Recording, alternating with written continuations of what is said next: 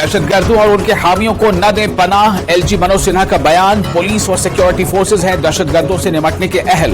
इंतजामिया जम्मू कश्मीर में दहशतगर्दी के इकोसिस्टम को खत्म करने के लिए है पुरअज़्म। कहा, जम्मू कश्मीर यूटी का हर शहरी है वीआईपी। जेकेपीसीसी ने भारत जोड़ो यात्रा की मनाई पहली सालगिरह। श्रीनगर में पार्टी हेडक्वार्टर से टीआरसी डलगेट तक निकाली रैली।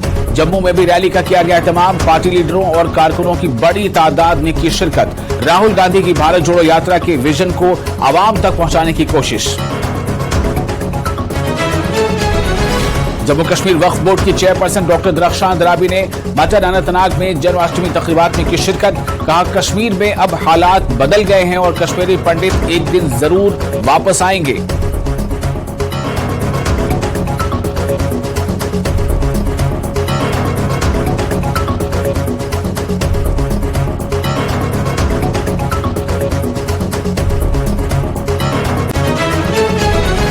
बांडीपुरा के दर्जनों देहातों में पानी की शदीद किल्लत।